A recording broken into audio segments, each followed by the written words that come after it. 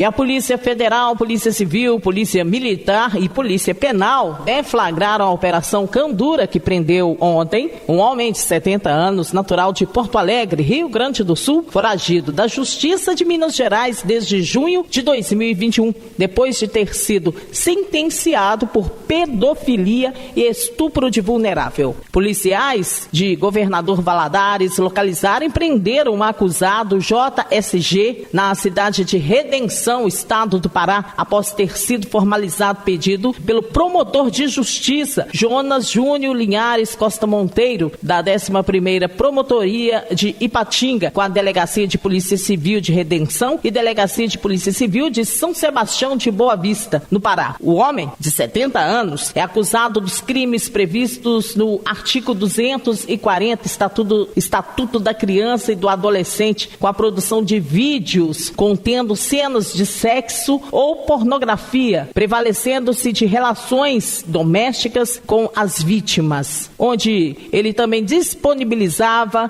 transmitia o vídeo, além do crime previsto no artigo 217 do Código Penal, estupro de vulnerável. Um dos crimes foi cometido na área rural de Ipaba, entre os anos de 2019 e 2020. Vítima foi uma criança de 9 anos de idade. O homem aproveitou-se do fato de ser namorado da avó da criança, aproximou-se dela, onde lhe dava material escolar, balas, doces e outros presentes. Com isso, passou a ter uma relação de abuso sexual com esta criança, conforme consta no processo. Em função desse crime e outros ainda mais graves em outros lugares que o idoso praticava, havia mandados de prisão expedidos pela Justiça Estadual de Minas. Um desses mandados era relativo a uma condenação à pena de 22 anos de reclusão pelos crimes de estupro de vulnerável cometidos contra 5 crianças entre os anos de 2000 e 2004. Esses crimes foram cometidos no distrito de Esmeraldas, no município de Ferros. As vítimas são 4 meninas e um menino, na época com idade de 4 e 8 anos de idade. Para tentar enganar a polícia, o foragido utilizava documentos falsos e vivia normalmente no interior do Pará. Em coletiva realizada na tarde de ontem, o promotor de justiça Jonas Júnior Linhares Costa Monteiro, da 11ª Promotoria de Ipatinga, deu mais detalhes sobre este assunto. Pois não, esse indivíduo, ele foi responsável lá nos anos de 2004 por cometer, hoje enquadrado como estupro de vulnerável, abuso, contra nada menos que 5 crianças, 5 crianças, com oferecimento de vantagem para essas crianças, financeira, de presentes, no município de Ferros, Minas Gerais. Ele foi condenado pela justiça lá de Ferros a 22 anos, cumprir 22 anos de prisão. E ele cumpriu 9 anos de prisão em Ipaba, aqui na nossa região. Ele obtém, então, na época, pela lei da época, havia essa possibilidade, a progressão de regime por esses crimes após 9 anos. E algum tempo depois de ser preso, menos de 2 anos após ser preso, ele vem a reiterar, infelizmente, na prática de condutas sexuais gravíssimas.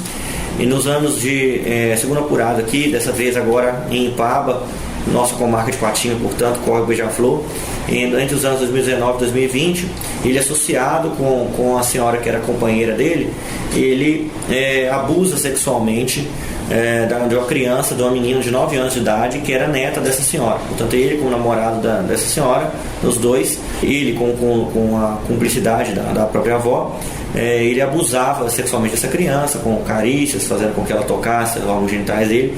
Além disso, ele determinava que essa senhora fizesse fotos de cunho sexual, de cunho pornográfico dessa criança e que enviasse depois essas fotos para ele. Então, são esses novos fatos, fatos gravíssimos, se enquadram também em estupro de vulnerável, mais uma vez, e também figuras novas do Estatuto da Criança e do Adolescente, que é a figura do 241A e 241E e 240 do ECA, do Estatuto da Criança e Adolescente, que é produzir fotos de conteúdo pornográfico de crianças e também depois repassar essas fotos via algum instrumento, um aplicativo de mensagens como foi o WhatsApp. E aí ele estava foragido, né, com relação a esses crimes e com relação ele ainda tinha 12 anos para cumprir também da execução penal. Não havia notícias nenhuma desse indivíduo. Certo, mas como vocês souberam do paradeiro deste autor? Então nós recebemos aqui, né, notícias anônimas que davam pistas, né, dessa localização desse indivíduo, que ele estaria no Pará, ele estaria na região ali no município de Redenção, no Pará, e que ele estaria possivelmente se valendo de documentos falsos. Então nós instauramos um procedimento administrativo aqui na promotoria, na 11ª promotoria, pelo Ministério Público de Patinga, né, eu na condução da 11ª promotoria, e solicitei perante a polícia, a força-tarefa, né, de segurança pública, composta pela Polícia Federal, Polícia Civil, Polícia Militar, especialmente ao coordenador, o doutor Alan de Matos, né? O Alan de Souza Ferreira Matos, doutor Alan de Souza Ferreira Matos, delegado federal, e imediatamente ele instaurou uma operação, né, denominada de Operação Candura. A referência é por conta desses gravíssimos, né, crimes sexuais que esse indivíduo cometeu, e montaram uma força-tarefa e designaram vários policiais lá do Pará, foi muito apoio da Polícia Civil do Pará também, e foi possível realmente verificar que esse indivíduo estava lá em Redenção do Pará. Verificou-se que ele tirou vários documentos falsos como forma de viver uma vida comum lá, né, de impunidade e, né, ignorando que havia todos esses crimes praticados e esse débito com a justiça. Esse cidadão foi surpreendido, foram cumpridos então pela polícia, né, federal e civil esses dois mandados de prisão oriundos aqui já da comarca de Patinga, um da execução penal de 12 anos e outro desses crimes em andamento da 2ª Vara Criminal do Dr. Calais. E ainda no momento dessa prisão verificou-se que, de fato, ele tinha pelo menos 3 documentos falsos, né?